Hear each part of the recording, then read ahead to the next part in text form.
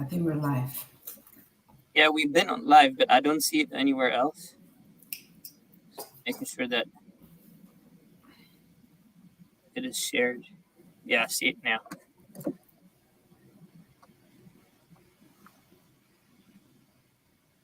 I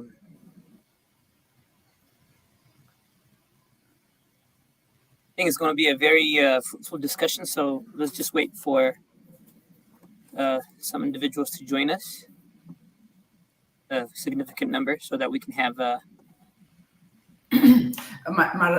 think we can talk about a few things before we get into one of the things I was going to recommend is perhaps we can do partially in English and partially in Oromo. Often I do see our comment on the site say like Oromo, so I think we have two type of audience. I think we should cover that. Gaariidha. Baga ayyaana irreechaadhaan si ga'ee nu hundi keenya iyyuu baga ayyaana irreechaa akkuma argitu aadaa bareedaa calaqqisuu bakkuma halleetti magaalaa adda addaatti irreechaan ayyaaneffamaa argaa jirra. Warri horaa diisii dhaquu hafnees warra bishooftuus warra finfinnees hafnee fi at least karaa social media wanta kanarraa qoda fudhanneerraa baay'ee waan nama gammachiisu waan adda addaa waan aadaa keenya bareedaa isa mul'isu kan ijoolleen keenya babbareeddee achitti gaditti baatu ijoolleen illee warri daayasporaa asitti dhalatee guddattee aadaa ishee cimsitee aadaa ishee jabeessattee abbee ishee haadha ishee caalaa ayyaaneffachaa akka jirtu argineerra baay'ee bareedaa waggaa waggaadhaan argina akka irreechaan yeroo natti tolu badaa yeroo ayyaana biyya lafaa keessa ayyaana natti tolu keessa irreechi ayyaana tokkodha. Isaan gafaatu jechuun hin danda'a. Akkam ture irreechaan siif seena kan namarraa jalqabname amma namoonni seenanitti. Yeah, I think warra seenaa bahaa jiranii fi waa sadii irratti haasa'uuf deemna. UN Human Rights Councilini resolution dabarsee jira irra mari'achuuf deemna. Kun ammoo haaluma sanii walitti hidhatee sagantaa kalee ta'e illee irratti odeessinaa garuu san duratti kaati jettee fi ati akka tasaa taatee hora DC haftee turte. Ani akka tasaa ta'eetiin New York waan turee fi hora DC irratti hirmaadheen ture. Baay'ee roobaa ture. I think it was a gloomy hurricane it went to hurricane in soon affect Chamsitu na ture ana tafe. Nan chamsan ture. Happy second gate. Ada face bi chamuride. Anyways, akuma dijette one side irratti sofna. Tokko why akuma dijette UN Human Rights Commission resolution ni baas irratti sofna. Lammaffaa waa'ee engadda konfiraansii gaarii tokkotu deemame innis akka workshop konfiraansiin akka panel discussionii tokko United Women of the Horn kan jedhu peace building in Ethiopia and the Horn of Africa kan jedhurra isarrattis waa xinnoo haasofna dhumarratti irreechaa wajjin wal qabatee waanuma xinnoo tokko jennee waan sadii kana ergii isinii wajjin qoonnee boona afaan Ingiliffaa fi Oromofaatiin goona sonoof kolcha amma dhumaatti nu wajjin akka turtanii abdii keenyadha akkuma beektanii anaaf seenaan xinnoo bannee turre garuu seenaa beektu no introduction needed executive director of Oromo Legacy Leadership and Advocacy Association ani mootishoodha turtii gaarii nu wajjin qabaadha innis naaf feerra galatooma.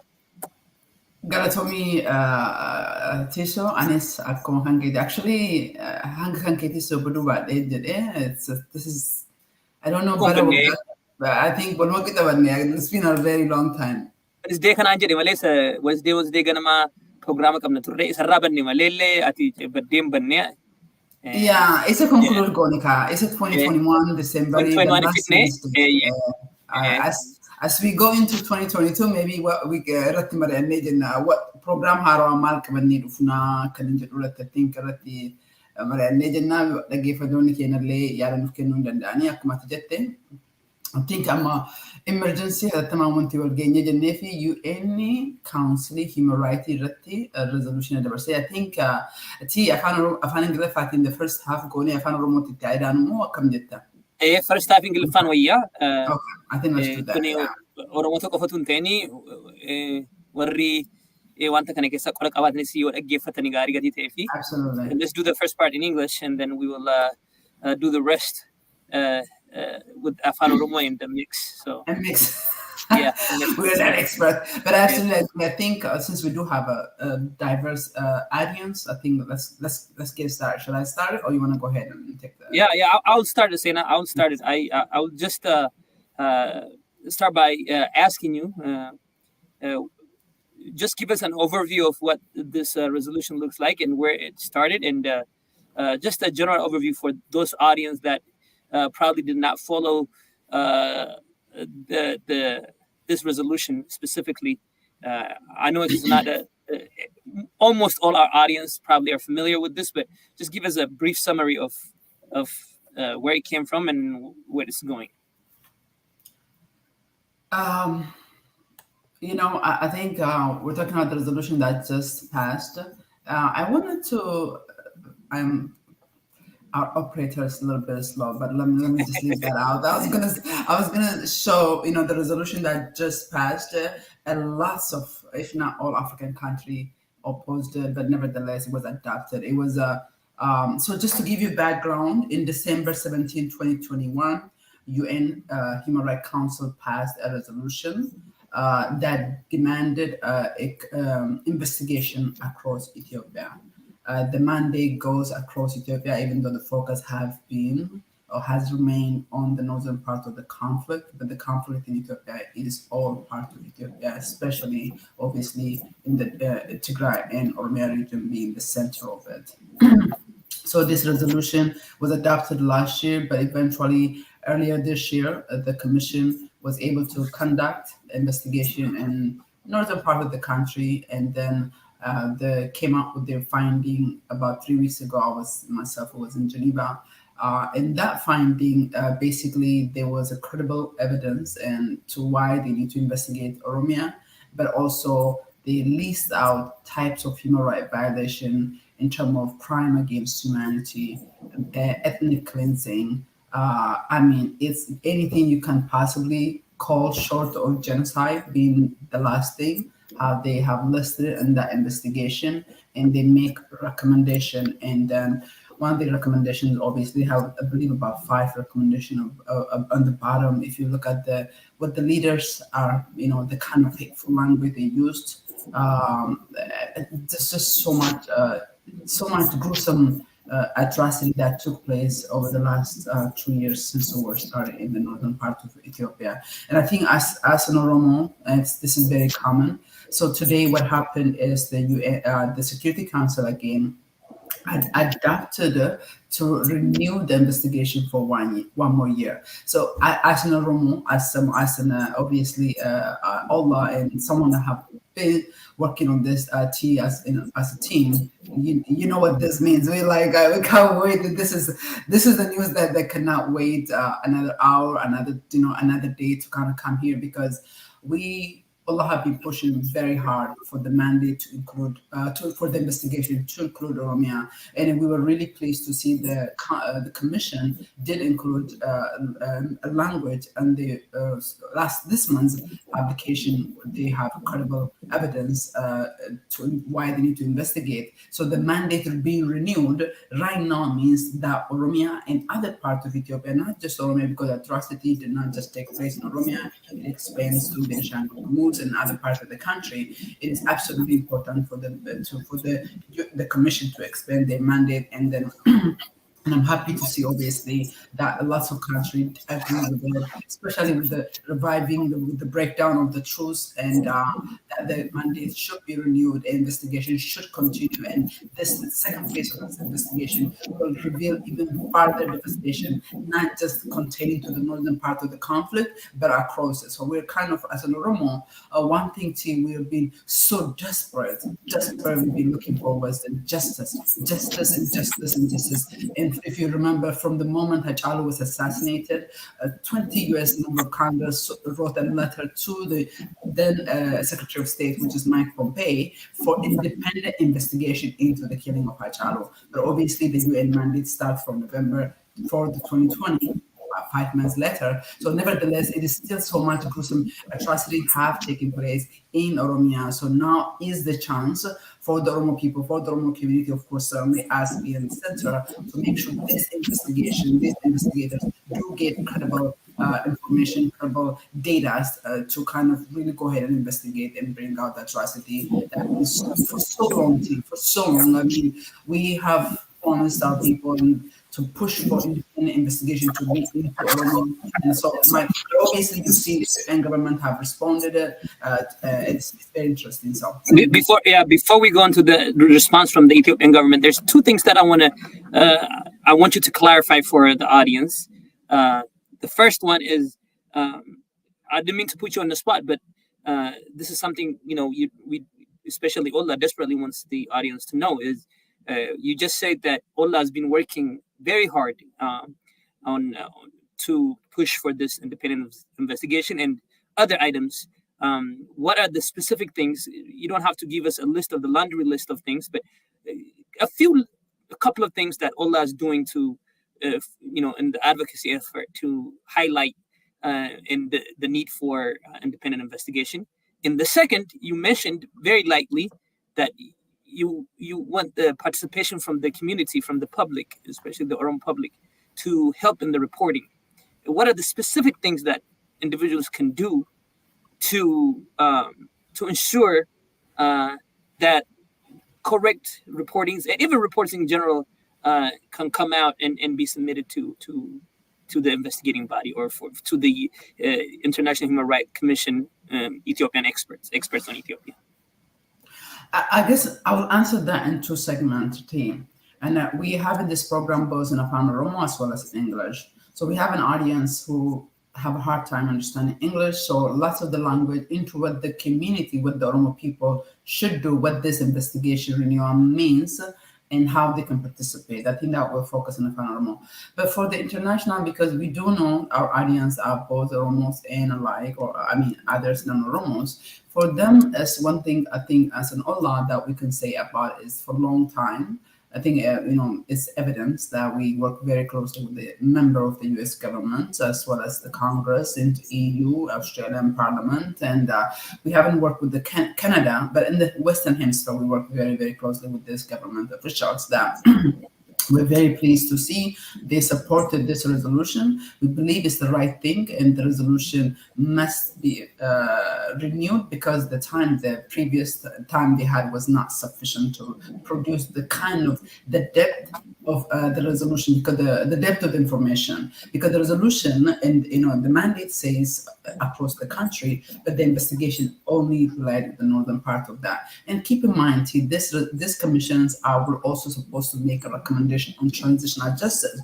It will be incomplete to recommend a solution, transitional justice, without even looking into what had happened in Oromia, home to over 60% of the population. Over 60, Oromos account nearly over that, plus there are other ethnic groups that are living there. So I say, to make a recommendation where the persistence and the long human rights violation have taken there, and without really looking into to make that such a recommendation, would have been incomplete and would have been definitely showed as a bias or maybe even one-sided, because one of our problems is why is it that international community continue to ignore the atrocity that's happening in the southern part of the country?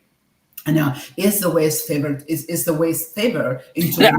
I don't want to cut you, but this is a very important. I don't want you to go over very quickly. I understand that when the Human Rights Commission went to Ethiopia to do the investigation, they were only allowed to look around Finfinne, and they're not allowed, the Addis Ababa, the capital, they're not allowed to go to peripheries. Is that one of the reasons why they're not looking elsewhere, or is there a specific reason? Do you have any guess why they are very reluctant, or that they need a push for them to investigate the atrocities that are happening in Oromia, because those are very glaring human rights violations that are happening? If you have any guess. Yes, guess and evidence-based information too. Yes, I mean, first and foremost, the UN, the commission that is appointed last year, they did not investigate Oromia or outside of Finfinne, outside of the capital. It's not because they couldn't. It was just, it was just politically not interest to them. That's just the matter. And if you look at that, the international community have remained to focus on the northern. I've always look at the USA, you know what I'm saying? They almost brag about, we gave this for Amhara, we gave 7 million for Amhara education, we gave 8 million for this, Afar and this, but they don't even want to mention what's happening in Oromia when they are nearly, we are estimating, we are based on credible evidence, because just in one zone, we have 500,000 people on the verge of starvation to death in Oromia. And this is the conversation we have talked with the USAID, and USAID and other WFP, other organizations have intentionally ignored. So southern part of Ethiopia have always been ignored by the West. And then what I meant is that this commission came in to investigate and to make recommendation, and transitional justice would be unfair and just, and actually would not have produced anything if the investigation have not included Oromia. So it is good now moving forward, the next phase of the investigation will include, but why is it that they're not doing it? It's not because they cannot. Of course, the Ethiopian government, as you can see, we're going to discuss next, that they're not going to allow them to investigate any part of it. They have not allowed them to investigate in Tigray. They're not going to allow them to investigate, certainly not in Oromia, but UN still continue. They have, there's a system. They have online system.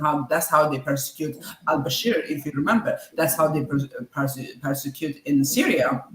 They didn't physically go there. They didn't get a permission, but yet they have came up and they labeled these leaders, these regimes, for committing the crimes they committed. But when it comes to Oromia, when it comes to the southern part of Ethiopia, it is obvious, very very clear that the West have interest, or the West have their favorite. I'm honest to say that it is obvious. Okay.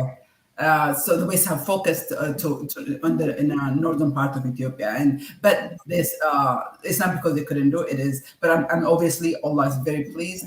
As we've been working very very closely on this one, that this investigation, this mandate have been renewed. The funding is in there, and so it's really good. But we want to emphasize that the Oromo community in the south, the largest southern Ethiopians continue to be disappointed, and the kind of focus is the West continue to give on one side while ignoring on that side. In the case of famine, hunger that's going on, obviously our government bearing the biggest weight, but nevertheless the West also seem to have it. So I think when it comes to this, I just want, again, we have to keep in mind we have two types of audience. This conversation we're going to have, it's not because we're going to have two type of conversation, what we're saying in Oromo versus English, but the reality is we have non-Oromo, including government officials, who listen to this discussion. So we want to be as crystal clear our disappointment, our dismay for the continued ignorance of the southern part of the conflict, the southern part of humanitarian need that is not getting any kind of attention, whereas they almost like organizations are kind of plugging, they're focusing in education, we're building an education where people are on the verge of dying. It's a double standard. Yeah. I mean, the last thing that I want you to comment on what the people can do. You can do it in Afan Oromo. We'll do separate. Yeah, you want to do it at the end? Yes, it's separate. Okay. I think let's have this conversation, and then I think we will. Okay, good. So it's just the Ethiopian government has responded to this resolution by saying that we've already conducted our investigation. We already put out our findings. The Human Rights Commission of Ethiopia has already done the work.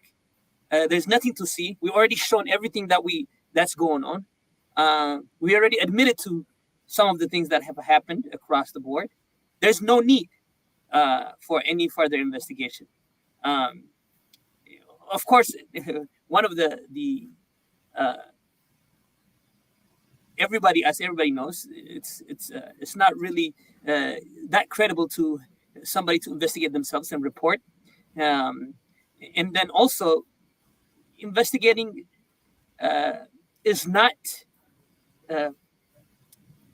it's not going to be credible if you investigate yourself while you're still committing the crime, ongoing.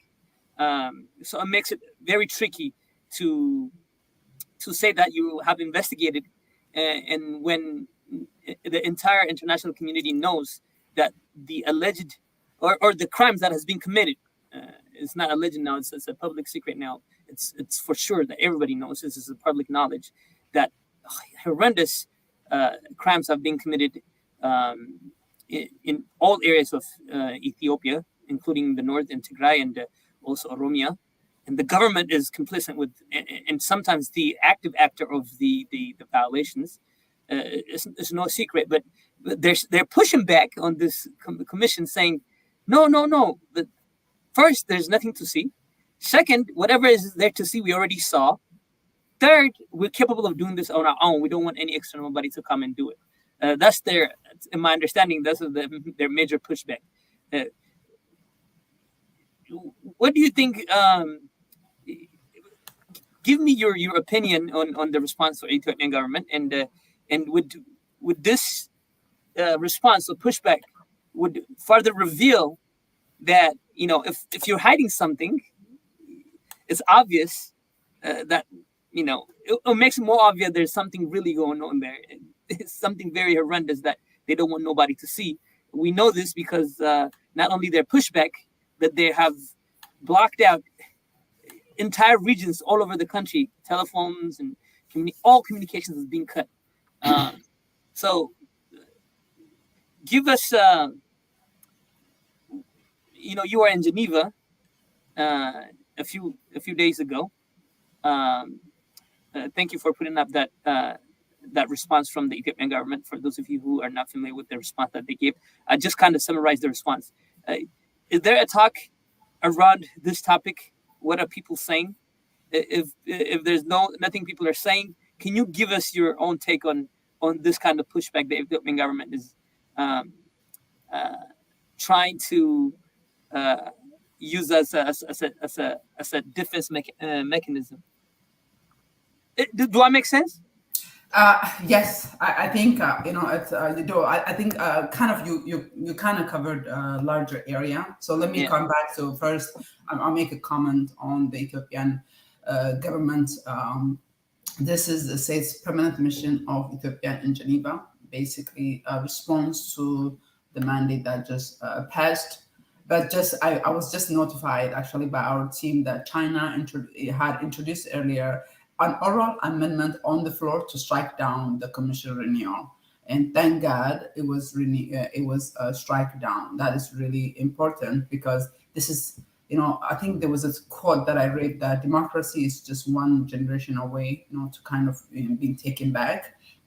I think it's high time. It is important. I think the Ethiopian government is obviously. If we can read, let me see if I can open up the one of this. Is just see if we can read T. So this one says that Ethiopia reject resolution A HRC 5L.19. It is fitting to recall what Ethiopia has been doing to ensure accountability and gauge whether this resolution was worth. The Ministry of Justice dispatched team of prosecutors to locality where serious human rights violations have alleged. The Ethiopian Human Rights Commission, on its own initiation, undertook and published independent investigation in allegation of human rights. The government of Ethiopia facilitated a joint independent investigation by the Office of High Commission for Human Rights and Ethiopian Human Rights Commission.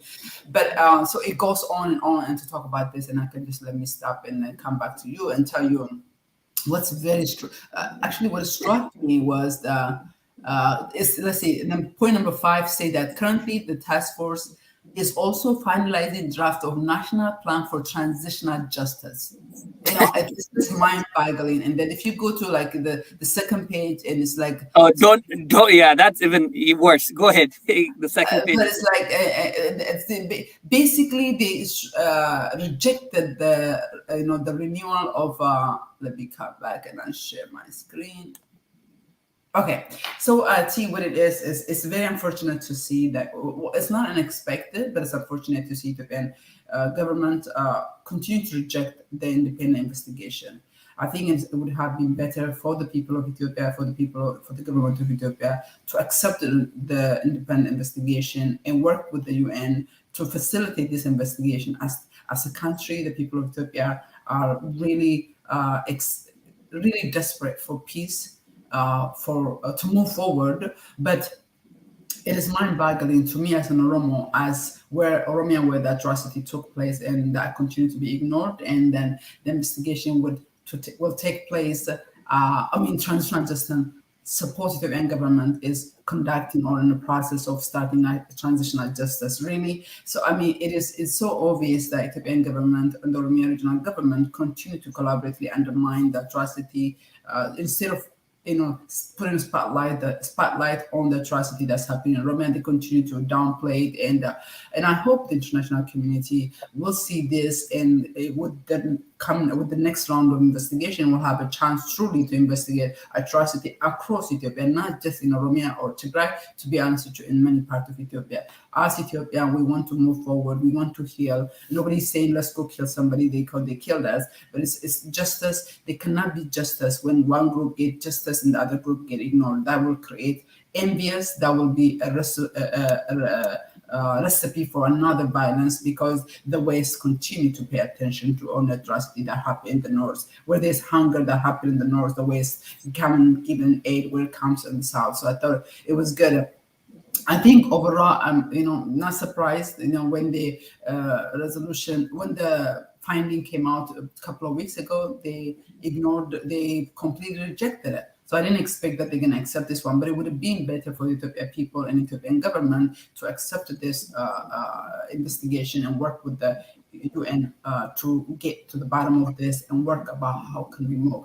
So it means, for the international community, we really need to look into what's happening. If not, what Abiy is trying to do, what the Prime Minister did and continue to do is, and the Oromo regional government, is that the conflict is just between this bad apple or the so-called TPLF people, where the rest of the country is at peace. But the truth is the rest of the country is not at peace. Thousands of people have been killed, both by armed group as well as the government. The equivalency is not fair, so I'm not in any way equating the same situation. But nevertheless, what I'm trying to say is it's important the international community adapted this to a response. It's very, I don't know, I don't want to say it's funny or hilarious or anything like that, but it's disappointing.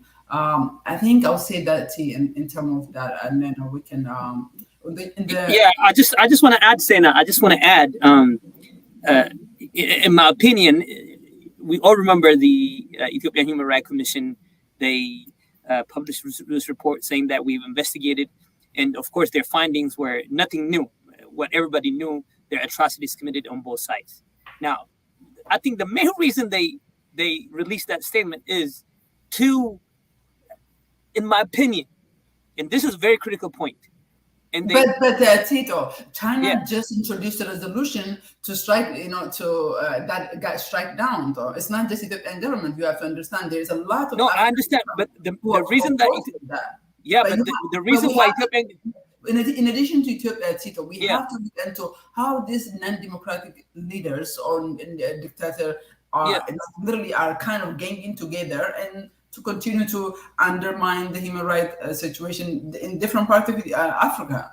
Yeah, that's what I'm getting to. I'm getting to the reason why they started doing that with the Human Rights Commission a while back is to, as you can see in their response, they said they're going to bring some individuals to justice. Yes, that's what I know. What they're trying to do is they're trying to blame some individuals for the atrocities that are being committed in Ethiopia. But what we know for sure is the crimes that are being committed, and they are still being committed, and they have been committed, and they will be committed, is a very systematic and organized crime that's been happening. What Ethiopian government is trying to cover, what other dictatorial regimes around the world are trying to cover, are those systematic, organized crimes that has been happening, coordinated, premeditated crimes that are happening against humanity all over the country. They're trying to cover that by saying, we made an investigation, and we're bringing some individuals to justice who committed these atrocities. These individuals are just tools to commit these crimes. What we have to understand is the essence of this crime is that it is not a work of some individuals. This is an organized, systematic, premeditated, coordinated effort by not just the Ethiopian government, but other nations outside of Ethiopia, including Eritrea and other governments. So the reason why they... I think the angle that we also wanted to kind of set is that Ethiopia is kind of setting a bad example for the whole continent by, the fact that they continue to perpetuate such a violence And it allows other regimes like the UN, you have no right to come and investigate. As if the UN were to back down, it kind of allowed them to kind of say, I think, we have to also move on to the other item. We still have to talk in the final round. I want to make that one last point, just what you just said. So the last point that I wanted to make is, so this investigation that we talk about is not just any investigation, as Ethiopian government thinks that any investigation is investigation. What investigation the international community, including Allah, is asking is independent, external, impartial investigation into the ongoing atrocities. If it's not external, if it's not independent, it's not going to be credible. And that's what Ethiopian government is not getting. They think it's interference when an external body comes. It's not interference. It's the most credible investigation that can happen. And I think Allah has been working on pushing for independent, external, and impartial investigation into all crimes that has been going on in Ethiopia. And I just wanted to make sure that our audience know that the reason why we're opposing to that investigation is because it's not independent, it's not external, it's not impartial. That's the point that I want to make before we go to the other agendas that we have on the table. Yeah, I think I want us to kind of talk about the same topic in a final Oromo before we get to other agendas. I'll just add that the fact of the matter is, like you say, it is, it's not credible. Simply, the Human Rights Commission, Allah have published numerous articles on why the Human Rights Commission is not credible. It's not just Allah. The other Tigray advocacy group have also written about why the Human Rights Commission is in way is extension of the government, and sometimes they are. When it comes to the northern part of it, they do a little bit better job than the southern part of the country, but they are not credible. Therefore, that's why the UN and the Human Rights Commission joint publication from last year was rejected, and then the UN was appointed the ex-commissioners to investigate this. But the important part is that we have to let people know that the commission cannot. Its work cannot be complete, and transitional justice recommendation cannot be serious without including the investigation across the country. But I think let's divert a little bit talking about Oromo, and then we can go to that agenda because we took a lot more time than we thought. I think Afan Oromo Davidson what has done I think so hard we kana UN summary I think I should start with the summary, right? Yeah. So December or Garabrajachura almost Japan intro UN resolution number Ethiopian investigate Jachura. Just an intro Jacotokofa exactly Jacotokondroti, November Ethiopian Rights Commission if UN joint publication about an Itrani publication should biased Jerani rejected any the following month December Crotobati UN commissioner Basti commissioner in some finally finding it Juma kana keessa baasanii turanii nullee ollaan illee jedhanii battargameetiin akka warra kanaa waliin haasofnee haasaa qofatu hin ta'ini publication jara keessatti Oromiyaa keessatti credible information qabna investigation itti aanu jara Oromiyaa illee ni hammata ka jedhu achi keessatti hundi keessan akka barru keessatti argitanii abdiin qabna nutillee ofii keenya ollaanii miidiyaa adda addaa irratti dhufneetiin resolution kun maal jedhaa Malika jedhu gaaffii durta kana gaafatetti sigalee gaaffii sana sitti gaafachuu qabda because addunyaan waa'ee Oromoo irratti wanni qottoo kon jiru mituujii keenya kamana keessaa yoo hin godhini afaan ingiliffaatiin qaamee is really pointless ida so atiin bakka kana irratti hadda guyyaa kana kan ta'e resolution mandate san waggaa tokko renew gochuu Lala kakale ka engadda resolution yeroo gabaabaa investigate godhan sani particularly Kalanaanoo Tigray fi northern party focus ta'ee jira jechuun amma moo ka jedhu ka itti aanu jechuun this is extremely big deal because yeroo hedduudhaa fi urgawaa ni taane hacaaluun du'ee Oromoo community wal gaheetii waliin barbaannu maal jennee independent investigation eenyutu hacaaluu ajjeese mootummatu ajjeese Kalibra waraanatu ajjeese Amaaratu ajjeese whoever killed that hacaaluu kan investigation gaafataa ture jechuun mandatiin kun November irraa jalqaba November 4th urgaloonni Tigray jalqaba jechuun hacaaluu achi dura waan du'eef achi keessan seenu garuu wanna achi booda ta'e hundaa fi iyyuu mandatiin kun ajjama qaba including Oromiyaa jechuudha amma wanti guddaan kana irra jedhu guyyaa har'aa kan wanni ta'ee jiru warri UN Commission Human Rights jiranii vote godhanii votiidhaan dabarsanii jiran. In fact, dhiibbaa hedduu waraana guddaan as gahee jedhe. Yeroo guyyaa kana har'a irratti Chaayinaan orally irratti akka investigation review sun akka keessa hafu vote gaafattee turte jechuudha hambisuudhaaf. Wanni jarri hin godhin hin jiru jechuudha. Nuti dhiibbaan keenya mootummaarra focus goonee otoo hin ta'in is about human right. Maaliif ka Tigray investigate yoo ta'e maaliif ka Amaaraan investigate yoo Oromiyaan investigate haa ta'uu barbaanna. That's all we asking for jechuudha. Har'a ka ta'ee jedhee narrow baapina biyyoonni Afrikaa hundi almost if I'm not mistaken ti votii san laaluu dandeetta injitanii jiran. Warroonni majority hundaa miti biyya shantamii afuritti hirmaanne because warra human right commission irratti jiran jechuudha. Human right UN human right commission akka jiran akka Eritrea biyyoota san maqaati laalitiin goota dubbattee jetta. Nevertheless resolution hin darbe jechuudha. Amma kulammoo maal jechuudha dhiiroo. I think Facebook Live illee kalee dhufee dubbadheen ture page kiyyaarratti torbaan lama sadan darbeen kaasaa turre ka warra jajjabaallee deemnee jennee umrii keenya hudduu Oromoon kan barbaadaa ture justice investigation rakkoo Oromiyaa irratti that is what we've been pushing and that is what we got amma dhiiroo. Maal jedhanii okay isin dhageenye rakkoon Oromiyaa keessa hin jirti jedhanii kanaafiyyuu Oromiyaa ilaaluuf deemnaa jedhan. So amma hadda kan siyaasaa jiru kun mandeetii waggaa tokkoof extend jechuudha. Ammoo yeroo gabaabaaf yeroo guutuu investigating godhan yeroo gabaabaaf godhan yeroo kanaaf ammoo I think itti marii ATF wajjin illee gaaf tokko online dhufuun keenyan oolu ammaaf akka yaada kiyya bakka kana fudhanneetiin eega Oromiyaa investigate ka ta'u akkamitti credible data dhufuu danda'a. Credible data beekta maqaa nama dhibbaanatti kennitee fi that's not credible data miti. Tokkoffaa ollaan mataa isaatti projektii dalagaa jirutu jira. Online nama hedduutti staafii kanaafuu akka jechuun dandeenyu selective goone jenna. Kanammoo akkuma beektanii UN wajjin directly dalagna investigation kanarra akka hirmaataa jiru UN qofaa miti. Dhaabbileen adda addaa including fakkeenyaaf waggaa waggaatti TRL dhaan jedhu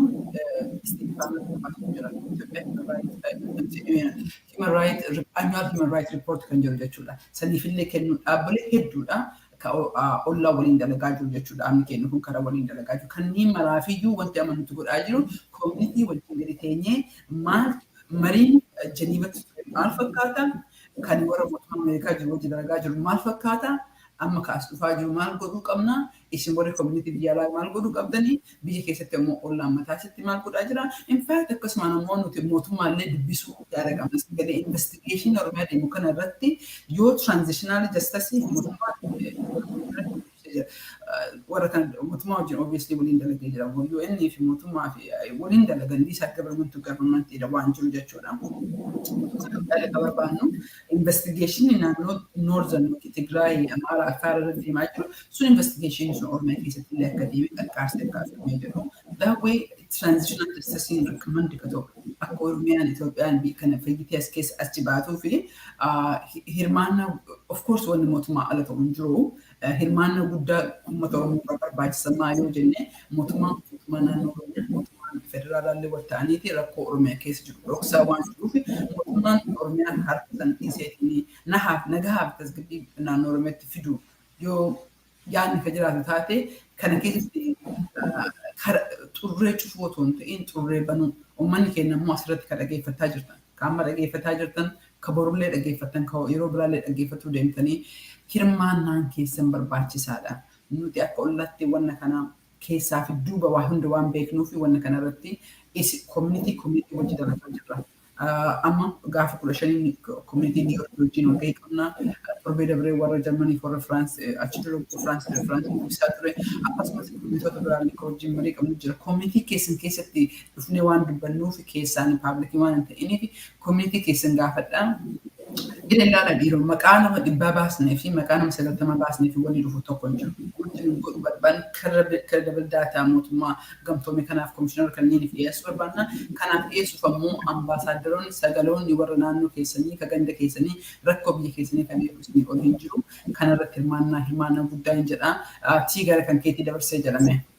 Gaaffii kun hundumaa sirriitti bareechitee deebisteetta waan itti dabalamu iyyuu hin jiru.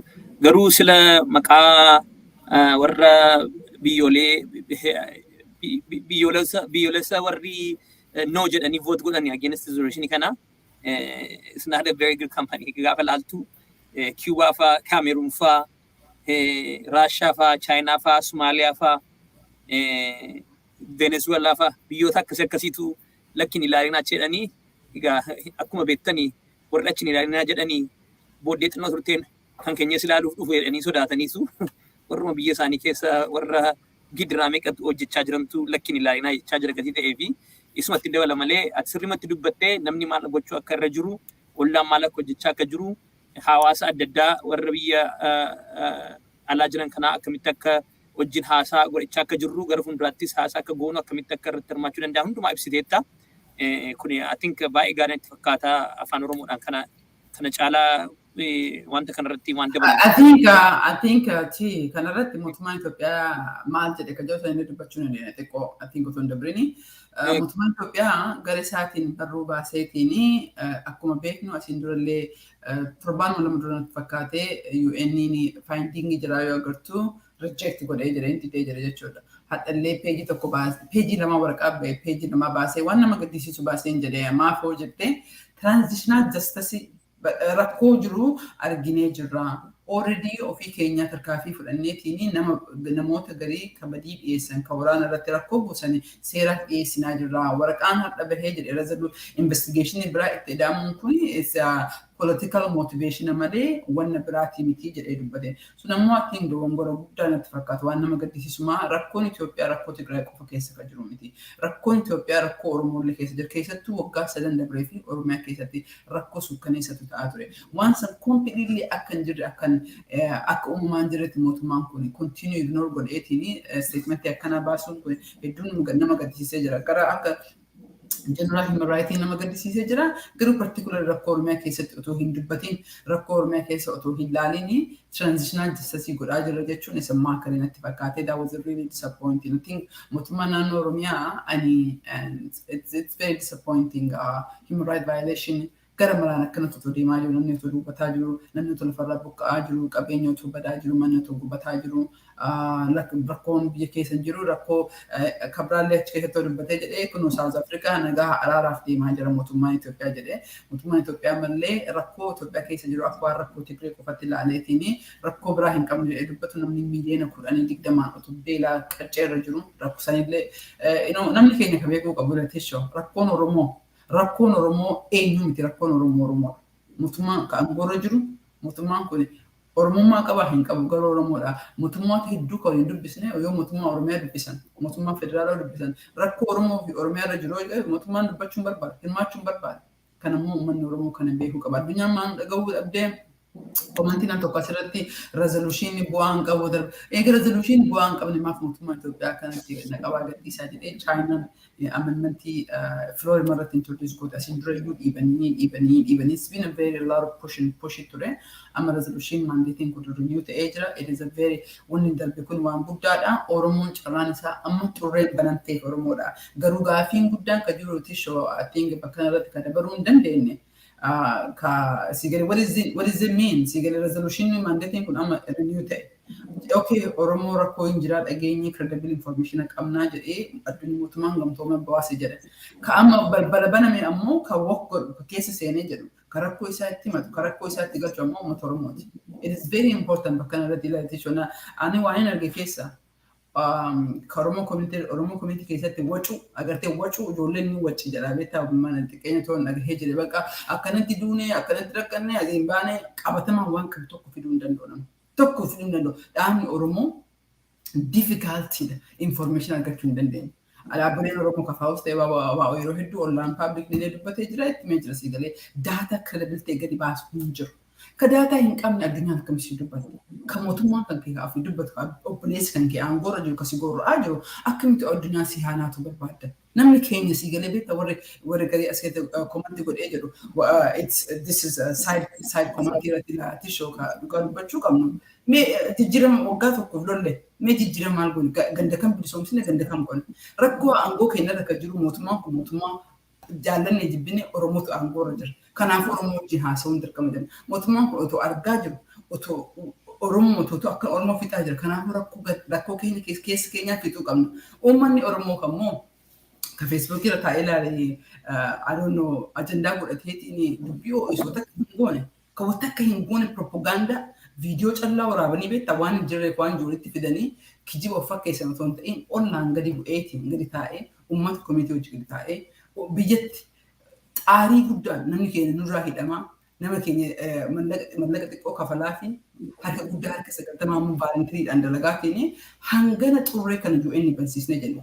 UN bansiisnee jenna. Sigal specifically bansiisnee jenna confidenceidhaan kan dubbachuu dandeenyu. Xurreen kun baname. Xurree kana keessa ammoo uummanni Oromoo deemuu qaba. Because kalee hin deemne tisho. Wanti beekamuu qabu kalee hanga dhaatitti xurree kana keessa Oromoo hin deemne. Xurree baname kana keessatti are we ready? Deemuu dandeenya. Data credibility qabna, information credibility qabna, especially mootummaa naannoo Oromiyaatiif mootummaa federaalaa rakkoo Oromiyaa fi Oromoo irra gahaa jiru kan akkana jedhamee adeemaa jiru kana keessatti to me it's a joke haala amma jiru kanaani uummanni keenya yeroo kana keessatti abdiin kutee jira tisho. Or at least state of confusion jira, confusion guddaa kana keessa jira. Manuma taa'ee aaroo ta'uun ta'in carraa guddaa waaqaa gaditti nuuf banamee jedhe. We have to be able to work. Another thing, I think they maybe 80 so because I don't think Nami can Galef nothing for cut okay yet what this means that show. Yeah, I think unduma to boetani want develop kesa ugumada motuma Ethiopia ko fatun taini bila fandum tu one Oromia kesa dema juru gurras ijas qalbii sitti laachaan jiru yoo kana yaadatte mootummaan iyyuu warra miidiyaa qabutti babarreessee waa'een Oromiyaa keessa jiru akkasiin biyya lafaatti hin dubbanne akka riippoortiin goonee dhamanii ajaja faa kennaa turan jedhanii akkam akka dhugaa ta'een beeku garuu waan akkasii waraqaa tokko akkasii argeera. So namni kan dhoksu wallaalee tun ta'een beekaa waan Oromiyaa keessa jiru akka dhoksaa jiranii inni ifaadha. Engadda mo engadda UN special reporterini engadda orlalti barleessee ture nuuf ergitee turte yaadatte taanaani afaan ingiliffaatiin gaafa ollaanii submissionii gaafa gashe keessaa gaafii tokko qabna jedhanii gaafiin isaanii tokko maayinni detail qabatamaa kana dabala jedhanii ergaa nutti erganiiru. Kun maal jechuudha?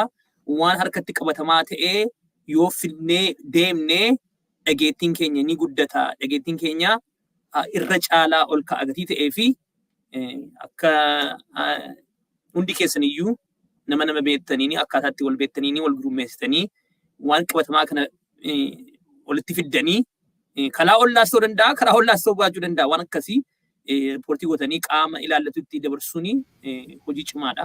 Evidence based kan jedhudha. So gaafi tokko gaafatame waa'ee credibility data maal keessa qabaa akka jedhisanii I think gaafi kana abboomsa gaafi jedhee hedduu galatoome gaafi akkasii yoo gaafatamanii nama gammachiisee jedha. Gaafichi maal jedha? Redee himee nargineen. Will you please mention what credible data contains? Credible data ka jedhu kun maal of keessaa qabaa jedha. Hedduu galatoome gaafiin akkasii carraa nuuf kennee jedha akka nuti dubbannee jennu. Kanarratti as deebineetii waliin dalagnee jenna. Because already investigation ji'oota sadiin duratti UN baasisa irratti ka ofii sistema baastee jirti. Sistema sana afaan Oromootti jijjiirreetiin isiniif maxxansinee community erginee community wajji dalagnee jirra jechuudha. Community Oromoo kan biyya particularly kan Ameerikaa jiru hunda wajjin dalagnee jechuudha. Ka ofii isaati didee keessa hin jira community tokko achi community kaawwan waliin dalagnee data erginee fi waliin jedha jechuudha. Namni keenya completely taja akka ta'an quba qabna. Kanaaf community keessanitti deebitanii community keessan jabeessuun bu'aa keessanii bu'aa Oromooti. Because carraan kun xiqqoo banamte jetti. Carraan tun yeroo si cufamte jette dabre jechuudha. Credible information maal qaba ka jedhuu fi it depends jechuudha. Kan UN qabduu fi kan baasnullee garagara ta'a jechuudha. Akkuma isin jenne nuti dhaaba UN qofa wajjin dalagnu. UN keessa jiru branch hedduutu jira. Kan nuti shoo maqaa kaasee jedhee detailii keessa deebi'een dubbadhu nu gaafatu si galee kanatti nu fida kanatti nu guuta. Keezii nam tokko guutuu fi page 5 gaafatee jira. Keezii nam tokko jechuudha. Sometimes according to the UN page in average page 7 gaafatee jira. Ka ollaan godhun jiramoo because warra kana fokkoo ta'an ta'e mootummaa Ameerikaa wajjin biin dalagaa akkuma isin jenne fakkeenyaaf Itoophiyaa waqtii DRL'n reportii annually baasee jira. Koggaa dabree koggaa kaan keessatti olaaltaan Oromiyaan investigation achi keessa jiru. Including waa'ee Haacaaluu maqaa dhahee jedhe. Sanillee irra dalagaa jira. Hedduu investigation hedduutu deemaa jira. Kan niin mara godhuudhaa fi we need your help. Isin ammoo hopefully we'll train you guys. Train isin goona. Garuu wanuma akkanatti gaafii deebisanii fi miti jechuu biyya galatoomii jedhee bakka kanarratti wanni guddaan namni keenya waan dhagahaa jiruu fi nama baay'een ilaalaa waan jiruuf jechuudha. Bakka kanarratti communityidhaan dhaqneetiin dubbisaa jirra. Fakkeenyaaf gaafa 15 community New York bira dhaqaa jirra. Gaafa biraa community Atlanta akkasumas bira communitoota marayyuu wajjin dalagaa jira steeta hedduu Arizonaas ta'e steeta hedduu steeta gadi deemaa biyya alaa kanarratti waliin dalagaa jira. Achi dura akka tasaa ta'e Firaansiin ture. Firaansitti qajeelatti inni maal godhuu qabdanii kan jedhu.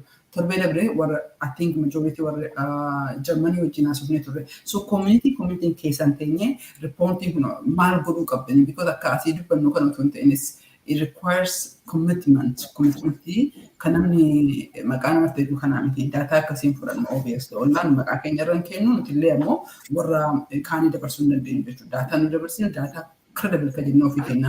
Ollaan mataa isaatti itti amanee yoo jedhee UN's kaanis dabarsee jira jechuudha. As biyya Ameerikaa kana keessa otoo hin ta'in achuma imbaasii Itoophiyaa keessa jirtullee daataa kan ni share goonaa jechuudha. So Oromoon kan godhuu qabu bakka kanarratti community keessan kan naannoo keessanii dubbisaatiin maal quba qabdanii akkamitti hirmaannaa akkamitti qarqaaraa fakkeenyaaf naannoo keessan kan jiru fakkeenyaaf Boorana fudhadhee jira.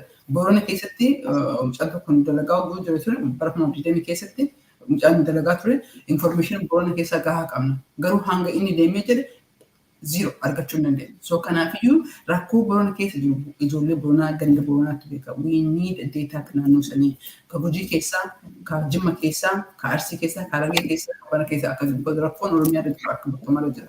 Including even kabeelaallee kabeelaatti amma dalaguu jiru otoo hin ta'in kabeelaa UNHCR USAID wajjin sun dhimma biraati. So kadata maal contain godha ka jettee fi it depends on the organization jechuu barbaadeetiin bakka kanarrattan. Yeah, jalqaba ani peejii girabarran ture jalqabaan itti misii godheera garuu yoo for example maaltu ta'e eessatti ta'e eenyutu ta'e nama meeqaa waan akkasii jedhu diteelii akkasiin ni barbaachisa. Isa booda immoo wanta ta'e sanarratti reportiin barreeffameera waan barreeffamee qabatamaa jira soorsiin gara biraa jira soorsii adda addaa kennuu dandeessu mootummaan immoo investigationii godheera yoo godhe immoo finding isaa maayinni amma nuuni keessumaa kan waan baay'ee kan irratti warri kaan xinnoo akka nu caaluutti jiranii gaafa waan tokko ta'u nama baay'ee barreessa waa'ee wanta ta'e sana suni akka soorsiitti akka evidensii tokkotti fudhatamee ilaalama. Nun waan ta'e hundumaa hin barreessinu taanaan afaanumaan dubbanne taanaanii riippoortii adda addaa riippoortii kan sirriitti hojjetame riippoortii adda addaa yoo barreessine kanafaa gashaa jedhu gabraa immoo soorsii adda addaa jira moo hin jiru kan jedhu specifically gaafataniiru ollaayyuu kanuma yaadachiisuun barbaade seenaa. Ollaayyuu gaafataniiru kana jedhanii tokko lama sadii jedhanii yaadatta taanaan. Yaa ni gaafatu. Ilatti bakka irratti immoo garuu kan adii godhee jedhu laali martinuu beekamuu barbaada si galee martinuu peejii isaarra maxxansee jedha. Feesbuukii quote gochuu hin dandeettu. Peejii kan kee irratti waan dhibbatu barreessite wanta akka waan ati faayidaa qabdu tokko hin jiru. Sagaleen taataa fi Feesbuukii irratti hadhaa fi Feesbuukii kan kee irratti ta'a namni 500 namni 1000 share godha achumatti du'ee jira. Dhaabaatti share godhii jedhe. Yoo ummata keetii sagalee ta'uu barbaadde dhugaa sitti mee jedha. I know namni martinuu mul'atu barbaadna naaf gala itis generation akkasii keessa jira. Garuu wanni tokko beeknu Facebook kan kee irratti wanni share goote achitti dhalataa achumatti du'ee jira. Nothing gad dhaquu hin danda'u because Facebook namaa eebalu Facebook irratti akkana jedhee sukuutu gochuu hin dandeenyu. Kanaafuu gorsi guddaan tokko yoo qabaadhe jiraate uummata keenyaa fi warroon information qabdan Facebook keessatti illee share godha that's okay. San bira darbaatiin dhaaba wayii wajjin dalagaa. Yoo ollaa wajjin dalagaa yoo fitan dhaaba biraa wajjin dalagaa. Nuti ollaan waan ofii isaatiin verify godhe malee waan citation properly itti galche malee yoo ta'e publishing goonu. Wanni nu publish goonu ammoo you can go to the bank with it. Banki qabatanii dhaquu dandeettan because it is confident jedha. Media irratti report itti ta'a. Mootummoota adda addaatti biraniin dhaqee jedha. Because we work very hard trustii kana credibility kana godhuufi. So wanni isin gorsu yoo jiraate daataa gahaa qaba. Amma tishoon yaa fakkeenya maqaa maali no hagis qofaa miti. Yoom du'e eenyutu argee eenyutu ajjeese mootummaan maal godhe wixinasiin jira and it is picturein jira achi naannoo san maal ta'aa jira gaaffii hedduutu jira keezii nam tokkoo galchuuf amma fakkeenyaaf waa'ee abbootii gadaa irratti dalagaa jirra. I think Tishon, I'm very proud. Why can I UN abbootii gadaa irratti UN wajjin dalagaa jirra waa'ee keezii jedhaa irratti jechuudha. Kana keessatti amma galanni mucaa roobaa jedhan tokko hin beektan ta'a roobaa bulguu. Duuba kan namni hin dhageenye he's doing amazing job information nu kennu irratti jechuudha. Otoo isaatii maleetti wanta kaggachuu hin dandeenye. Wanta kaggachuu hin dandeenye warra kanaaf jechuudha. So maal goonaa warra sun gaafata nutillee roobaa gaafanna. Because roobaa waan amannuuf jechuudha. Roobaan ammoo ofiisaatii waan beekuun bilbileetiin yeroo isaa fudhatee mallaqa isaa baasee telefoona bilbileetiin daataa credibility ta'e nu kenna. Sometimes waraqaa isaa hin godhantu jira. Because that information galgalee abbaa barbaachisu waan jiruuf. So I think wanna kana bal'inaan deebinee haasofnee jenna. Wanuma akkanatti laafatti ilaallatu hin ta'in information yoo qabaattan dhaaba barbaadanitti dhaqaati dhaaba isinitti kenna. Dhaabni sun ammoo fuulii isinirraa fuudheetiin maqaa isaa ofiirra kaahee publish akka godhee jechuudha. Gaafa san galmee seenaarra ta'a jechuudha. Ka Facebook irratti bahee jedhe Facebook irratti du'ee jedha. Kanaafiyyuu bakka kanarratti I think akka namatti kennaa galu ummanni Oromoo ammoo ka biyya alaa jiru community adda addaa keessa kan jiru gahee kuni waa'ee poolitikaati miti.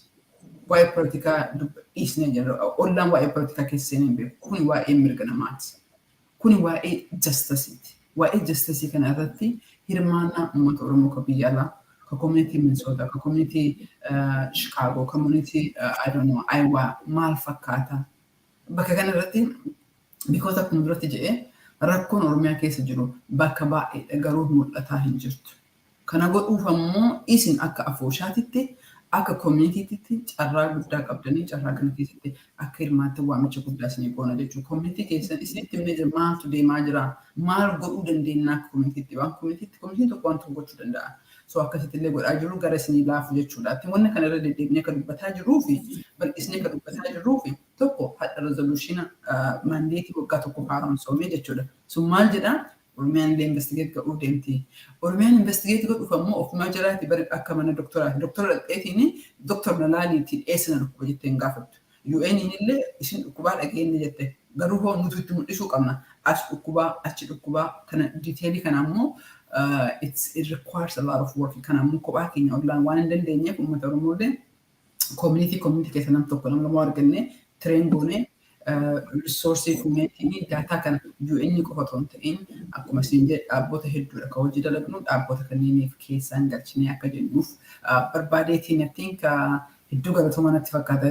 Gaaffilee biraa yoo qabaatan kanarratti waan jiraatiin Gaaffii ka'e lama gabaabee adreesiin godhaa isa adreesiin tun waliin dura garuu waan ati dubbatte keessaa keessumaa Hacaaluun du'e xinnoo dubbannee dhiisne. Iddoo akkasiitii akkas ta'e xinnoo dubbannee dhiisne. Amaanii loon dimmuun dambi duratti ajjeefame xinnoo dubbannee dhiisne. Ijoolleen shan naqamtee ajjeefame xinnoo dubbanne. Abbaa gadaan du'anii 14 du'anii warri kaan disappirii xinnoo dubbannee dhiisna. Namni jala deemee wanta kana hin barreessu taanaan namni jala deemee kana recording godhu taanaan namni jala deemee kana investigate gochuudhaaf push godhu taanaan organizationiin kana godhu taanaan waan baay'een sunii ofuma dubbatamee hafa. So wanta kana akkasii riippoortii irratti barreessuun waan adda addaa irratti godhuun investigation push godhuuni at least preserviis ni godha gabaabamatti isumatti dabaluu fi gaaffii kee keessaa daayirektarri Oromoo Affairs dubbii Oromoo nu keessa daawwachaa jira. Abbaa miidiyaati. Gaaffiin gaafate keessaa silaatti deebisteetta garuu ittuma dabaluudhaaf akka inni dhaga'uu fi resolutionii ofuma lib serviceedha waan akkasii hin gargaaru sirriitti deebisteetta sila. Yoo resolutionin kun faa gatiin qabu taanaani Chaayinaan faa maa istiraayikii gochuuf deemu ree gatiin qabu jedhanii biran darbanii gatii qabnaanii fi istiraayik daan gochuu deemu. So gabaabamatti akkasiin deebisaa. Warri kaan immoo maa ebilutti hin dubbatanii task force ebilutti hin dubbatanii task force ebiluu dhiisitii namuma waan kana irratti hin dubbata taanaan hundumti keessan iyyuu affeeramtaniittu. Task force eeyyuu yoo taate ollaan hawaasa gaafa waamee haasa'u kottaa sagalee keessan agarsiisaa waan isin qabdan kottaa hirmaadhaa qooda namaaf qicaa waan qabdanii nu barsiisaa nurraa baradhaa akkasitti wajjin hojjechuuni eenyumaan iyyuu wajjin nama mirga saba Oromoo fi falmu hundumaa wajjin hojjechuudhaaf ollaan qophii akka ta'e executive director keenya dhiisee anu sitti nima. Isa kanaaf immoo gaaffii adda addaa namni tokko kan hin galleef jira. Badaallee kana explain gochuudhaan deemu beekaan gallee fi online advocacy irratti hojjeta. Advocacy hin galleef taanaan immoo yeroo kaanii anaaf itti deebinee advocacy maal akka ta'e guyyaa kaanii itti himuu dandeenya. Advocacy wajjin warri xinnoo wal marquutu jira commenti keessatti isaaniif deebii akka ta'u fedhe. Advocacy matu harka. No, I think kabeegera fe qawween in kaastuu jedha ogummaa kan jiran beektaa. I think warroota akkasii sana peejii advocacy this is manni kun mana advocacy mana biraa dhaqeetiin achitti iyyuun bargasaati. Asitti ammoo I don't think gaafilee nama yeroo namaa balleessanii gaafilee nama xixiqqaa akkasii kana fiduuni I think it's waste natti fakkaata. Waa sagalee kan gatti haasaa jiru. Dhuguma namni advocacy warri hin beekne jiru ta'a. Dhuguma sessionii tokko goonee advocacyidhaaf kennuu qabne yookiin advocacy expertiif innee wanta kana gochuu qabne. Yeah, I agree. Sani sirriidha. Ani commentii ilaaleetanii kaanis argeera commentii argeera nis kanaaf hin jedha. Hin beekan ta'a dhuguma wallaalummaan nama faraduun gaarii miti gadi ta'ee fi dhuguma advocacy maal akka ta'e qaama kaanii wajjin akkamitti hojjeta yookiin qaama kaanii wajjin akkamitti ol fudhatee adeema kan jedhu warri hin beekne dhuguma warri hin beekne jiru gadi ta'ee fi garuu bakka kanarratti disclaimer akka dubbatu online qaama hundayyuu dalaguuf harka extend godhee kan barbaadu hojii dalagaa jira kan barbaade didee jira sun ammoo akka didellee akkasumatti dhiisne uummanni Oromoo beekuu qabateesii galee online qaama hundaafiyyuu community hundaafiyyuu xalayaa yeroo 20 30 yeroo 50 barreesseefii jira. Itti hirmaachuu hin barbaannu jedhani. Sigalee kana keessatti hirmaachuu hin barbaannu jedhani. Yoo maqaa nu dhahaa jedhee communitiin sun maqaa dha'uu hin dandeenya. Dhaaba san maqaa dha'uu hin barbaachisu. Politikaa keessaa kan barbaanne jedhatu jira. So kanaafiyyuu kun in fact counterproductive ta'aaf maletti maqaalee dhahee jira. And I'll be very happy gara counterproductive ta'aaf bira dabarree jenna. I think wanti guddaani kan uummata keenya kan beekuu qabu wanni tokko amma biyya laarratti kan dalagamaa jiru wanna kana. Firee isaallee I think mul'ate natti fakkaata. Waggaa lamaaftii boordiin keenya itti cinnee waggaa tokkoffaatiin beektaa every Wednesday briefing kennaa ture jechuudha. Wanni kun ni marti ka ammas bahaa jiru waggaa caaluun walitti qabate waggaa barkumaaf 20 galchinee haadha firii mul'isaa jira. Asechuu amma kabraa projectiin tokkollee kabraa kan dhufaa jirutu jira. Hopefully jedhuuftu jekan marati dubbannaa. Garuu kan UN kuni it's a big milestone manni keenya ka beekuu qabu. Milestone carraa banamte kana keessatti ammoo manni keenya politikaa miti kun. It is about human rights.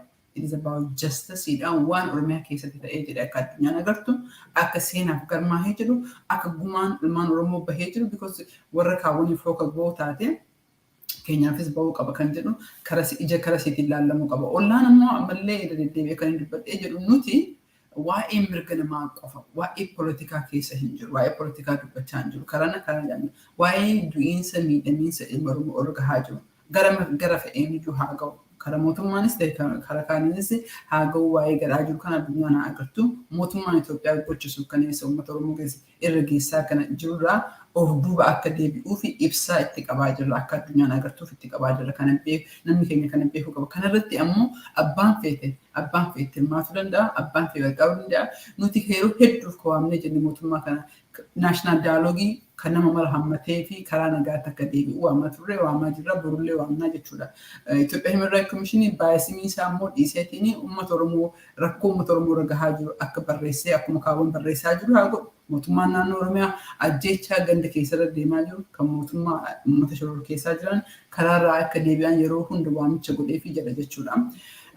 I think uummanni Oromoo kan community Oromoo ammoo kana keessatti politikaa keessa osoo ittiin fakkaatiin seenanii qarqaaruun ganda keessan keessatti akka wanti biraa yoo hafe mucaan keenya akka du'u galmee seenaa irra akka taa'uu fi hirmaannaan keessan barbaachisaadha. Ganda keessaniif dubbachuun barbaachisaadha.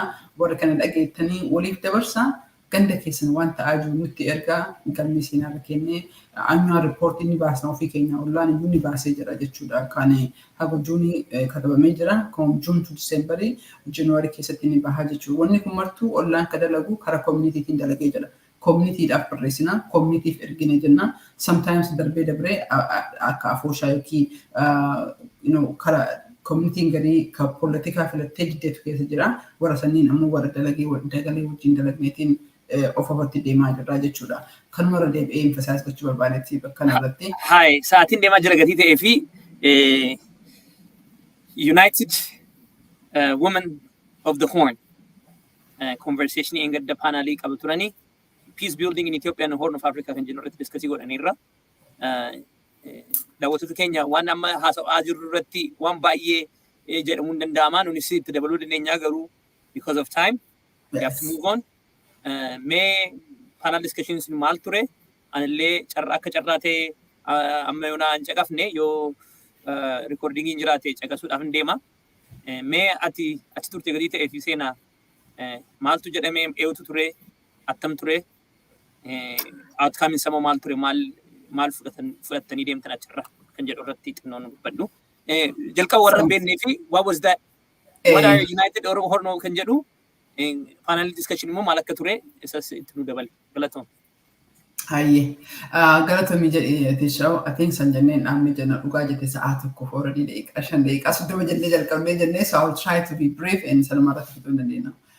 United Women of the Horn afaan Oromootti maal akka jedhamu tokkummaa dubartoota gaanfa baha Afrikaa gaanfa Afrikaa gaanfa Afrikaa tokkummaa dubartoota gaanfa Afrikaa dhaaba jedhutu kalee walgeettii godhee ture walgeettii kanarratti walgeettii ka jalqabaatii dhaaba haaraa keessummaa lamatu ture jechuudha. Special envoy ka Ameerikaatii fi special envoy ka Yurooppii turanii. Ka Yurooppii ta'uu fi dhabee jennaan sagantaa biraarratti hirmaadha jettee keessaa baate jechuudha. Keessumaa kana alattillee keessummoota 8 ture jechuudha. Naannoo Oromoo irraa Aadde Xidaale, naannoo Amaaraa irraa Dr. Ababaa, naannoo Tigree irraa Najalaa Badee Maqaa, naannoo Qimaanti irraa Ababaa akkasumas immoo Somaaleedhaa fi Keenyaa irraa illee keessummoonni Ministry of Foreign Affairs, Ministry something dhiifama naagatti shamarran guddootu jahaatu irratti dubbatee jechuudha. Sa'a tokkoof daqiiqaa 45 walgahiin kan ture. Sagantaan suni sagantaa jalqabaatee sagantaa sani warra keessummeessi keessa anis nama tokko ture dhiyaatiin beekini. Closing remarkii ka dubbate jedha. Viidiyoo sana immoo asuma peejii keenya irratti gadhiisne jenna isin dhaggeeffadhaa ofii keessanii jechuudha. United Women of the Horn tokkummaa dubartootaa fi kan qindaahee fi waa lamaaf qindaa'ee jedhe. Tokko lolli deemaa jiru kun harka guddaa viktamiin dubartiidha. Qaama dubartiitii irratti ta'ee jira. Lammata ammoo even though dubartiin walakkaa lakkoofsa uummataa akkasumas ammoo walakkaa kaaniif haadha taatee balaan guddaa otoo irra gahu bakka falaa irratti hin jirtu. Kanaafuu fala irratti dubartiin jiraachuun dirqama kan jedhuu fi dhiibbaa mootummaa Ameerikaa irra geessuun jechuudha. Dhaabni kun mootummaa Ameerikaatii, mootummaa Yurooppii, mootummaa adda addaa, mootummaa Afrikaallee dhaaba haarawaa hojii dalagaa aspiration guddaa qaba. Kan yeroo jalqabaatii fi sabaaf sablammii walitti fidee kan dubbate jechuudha. Because waan tokko akka ollaa otoo hin ta'in akka seenatti hirmaadhee akka seenaatti dhaabatan keessa jira. Wanti tokko kanaa galee yoo jiraate tishoo rakkoon Oromoo keessa keenya immoo fayyisuu kan dandeenyu yoo waliin dubbanne waan jedhee akkanaan tokkotti amanee jiruu fi kara falli jiru kara nageenyi ittiin argamu achi deemutu jira jechuudha. Mootummaa Ameerikaallee kan dhiibaa jirruuni nagaa dhufaa jiru kanarratti Oromoon bakka isaaf ta'u qabaachuu qaba. Dhaabbileen Oromoo bakka isaaniif ta'u qabaachuu qaban jennee including warra bosona jirullee dhiibbaa waggaa lamaaf cinaa dhiibbaa irra godhaa ture jechuudha. Kan waaqni beeku OLN marii kana keessatti hirmaachuu qaba. Jawaarfaa maneedhaa keessa heeguu qaba, hiikamuu qaban jedhanii tokko lama jennee kennee waa hedduutti milkoofnee waa hedduu ka godhantu jira kan miidiyaa irratti nuti dubbataa hin jirre jechuudha. Waa'ee beelaarraas ta'e, waa'ee political party dubbisaarran ta'e, waa'ee olaanaarraallee directly waa'ee Oromoo irratti ollaarraa mootummaan Ameerikaa mootummaan addunyaa eeggatee jira. So United Women of the Horn ammoo from the woman angle, directly we are leading the way. Nutu karaa deemaanii jira. Shofeerri baabura sanii nutu deemsa karaa afur kana keessatti sabaaf sablammii dubartiin gaanfa Afrikaa irra jiran dhufanii naga dhufaa jiru kanaa fi akkamitti bakki nuuf ta'u kennamuu qabaa. Bakka kana ammoo hanga teenyaan eegnu fi keenyaan gooneeti mootummaa Ameerikaa affeerree jenne. It was a special envoy daqiiqaa 10 akkana dubbatee ture. I think viidiyoo sana akkuma jedhee gadhiisnee jenna. Meekan maratti kana alatti I think sa'a tokkoo fi daqiiqaa 45 so waa hedduutu haasa'amee jedhisi galee akkamitti naga bu'uu danda'a maaf naga bu'uu dhabee rakkoon adda addaa warri Tigreellee rakkoo ofiirraa akka gaarii dubbatee jira warri Amaaras rakkoo ofiirraa dubbatee jira haasaan kun haasaa yeroo jalqabaatii fi sabaaf sablammiin warri kunniin walitti dhufee dirree tokkotti dubbatee jedhee it was baay'ee bahasa baay'ee Twitterii isee tureetti baay'ee nama hedduutti itti hirmaatee ture. Dhibbaatama hedduutti itti hirmaate. Baay'ee nama gammachiisa keessumaa dubartoota itti dabalee immoo dubartoota qofaatu hin ta'in immoo Horn of Afrikaa akka Horn of Afrikaa dhiisatti immoo dabalee immoo sabaaf sablammii adda addaa irraa nama fiddanii haasofsiisuun keessanii waan baay'ee gaariidha. Jalqaba gaariin itti fakkaata. Abdiin godhadha wanti kun rikardii ta'eera. In facaafame dhimeen yaada inni keenya yoo akka caqafnuu fi taamiin deemaa jira kanuma irratti dhaabeenii sadaffaa waa'ee irreechaa waan irratti dubbachuullee waan nuti xinna tokko qopheessinee turre garuu sa'aatiin deemaa jira sa'a tokkoof daqiiqaa 10dha daqiiqaa 2 yookiin 3 fudhattee ollaan waan irreechaa irratti waan xinna tokko pablishii godheera isarratti waan xinna dubbatta ta'e yaadatu taanaan daawun wayyaan irraa jalqabne yeroo sana as jirra. Isarratti xinnoo dubbattee daqiiqaa 5 duwwaa siin kenna. Achi waddee jechuudha jechuudha. No, actually you're being very generous. Okay, so kanarratti wanti dubbadhu yoo jiraate. Daqiiqaa 2. Sodaachama daqiiqaa 5 hin jedhe. Sirni akkasii miti akkasii afaanis ba'ee jira dirqama nin qoosee jedha. So I think irratti ani commenting jetti artikiliin suni it took a long time. Research good data. Mucayyoon article san barreessite nama adiidha. Ani initial draftii dubbiseen ture. Achi booda hin dubbisne yoo dhugaa isin jedhee because karaa deemaan ture ji'a kana Septemberii dabre kana keessa edaa Oktoobarii jira irraa fadhee beektaan Septemberii keessa jira. Yeroo sokkeera. Ansanii beekta ji'a kana keessa yoo inni jedhaa ture. Artikilii san mucayyoo adiitu barreessee namoota adda addaa interview gootee exactly waggaa 6 duratti irreecha barhumaaf 16tti yeroo down TPLF sun uummanni Oromoo 100 lakkaa'amu du'ee jedhe jechuudha. Kanaan walitti qabateetiin artikilii nama interview gootee research adda addaa gootee mucayyoo adiin tokko barreessite. And I think panel discussion atu dhufaa jira Saturday dhufu walitti dhufaa jira. Waa lamaaf artikiliin sun importantiidha tokko. Guyyaa sayyaadachuun seenatti galmeessuun is very important because akkuma yeroon deemu irraanfachaa deemnaa jechuudha. Lammataa irratti ammoo ammallee waan nama gaddisiisu mootummaan kuni irreecha walitti qabatee nama hidhama fakkeenyaaf Arafaatti ijoollee biyyatti nama qarqaaraa jiran beelaaf rakkoo guddaa dugda hidhatanii hidhaa keessa turan hidhaa keessaa bahanii warroota kan amma deebisee hidhee jira warroota guyyama irreechaa kana irratti jechuudha exactly 6 years ago dark day masakaree nurratti gahee ture ammallee mootummaan guyyaa ayyaana irreechaa guyyaa Oromoon bahaa dhiyaa kaabaaf kibba wanti Oromoo godhu wanti Oromoo tokko hundayyuu kan musliimaa kan kiristaanaa kan Harargee kan Wallaggaa kan Shawaa kanneen hunda wanti tokko godhu ayyaana irreechaa kana ta'u deebi'ee ammallee namoota akka Arafaatti ka uummata isaaniitiif dubbataa jiran ka olga hidhaa waggaa lama hidhamanii bahanii achi bahanii ammoo gadi hin teenye uummata kana beelarraa hambisuuf waa hedduu godhaa jira mootummaan kun deebisee hidhee jira jara qofa otoo hin ta'in namoota hedduu ajjeechaan biyya baay'atee jira kumaatamaan namni keenya Wallagga keessatti buqqa'aa jira namni keenya faannoon waa hedduu ta'aa jira guyyaa irreechaa kan walitti qabee artikiliin kun it is one of the kind panel discussion atu jira irratti addatti I don't know article sani ani dubbisee jira I would really ayyoon sun adiidha so at least nama keenya miti ka barreesse I was fascinated article sana dubbiste qara maasitti fakkaate akkamitti laatti guyyaa san barhumaaf 6 years ago akkamitti yaadatte jechuu fi I think yeroo kanaaf kanuma jedhee dhaabeen jedhati. Yaa waa irraanfachuu yaanuyi waa irraanfachuu yaanuyi jedhee Hacaaluun iyyuu sagalee gaarii qaba waan ta'eef yoo kana ittiin faachisan ture. Garuu hin jirtu gatii ta'eef nan dhiisa. Haafu sagalee bareeda qabda. Har'aaf haafu warri dhuguma mucattii ishee kana barreessitee encourage gochuudhaa fi OLLAA.org ollaa.org jettanii galtanii artikilii kana qofatu hin ta'in waan ollaan hojjechaa ture. Press release gadhiisaa ture dokumentii adda addaa barreessaa resource adda addaa jira akkamitti akka representative keessan irratti akkamitti quunnamtanii templatein jira akkamitti akka silkiidhaan xalayaadhaan Human Rights Forum jedhee riippoortii adda addaa jira, special report jedhee ollaan waan baay'ee qopheessee ollaa daatorii irratti hundi isaa arguu dandeessu. Warri ollaa deeggaruu barbaadanis ollaa daatorii irratti galtanii achirratti deeggaruu dandeessu gadi ta'ee fi kana booda ergi kana Programming kun raawwatee booddee ollaa daatorii dhaqaatii irra deddeebi'aatii keessa deddeemaatii mandara keessa deemaatii ilaalaami ollaa daatorii waan hojjetamaa akka jiru. Mee warri magaalaa sana hidhatanii beektanii dhaqaarra ollaa daatorii galaatii dhaqaa ilaalaa. Kana achi dhuguma seenaan jettee guyyaan inni irraanfatamne guyyaa baay'ee jira. Irreecha maasakarii gaafa 2016 irraanfachuu hin qabnu. At least most recent chukooti. June 29 2020 gaafa Haacaaluun ajjeefame guyyaa akkas akkasii guyyaa baay'ee jira garuu guyyaa akkas akkasii irraanfachuu hin qabnu. Seenaattis galmeessinuu barreessuu waa'ee isaa kakkaa'uu qabna. Namni immoo waa'ee isaa gaafa barreessuu dhaqnee dubbisuu jajjabeessuu qabna kan jedhu yaadan qaba. Egaa turtii isin wajjin kan goone Anatti Shoo fi Executive Director Seenaa Jimjimoo nagaan nu oola galatooma.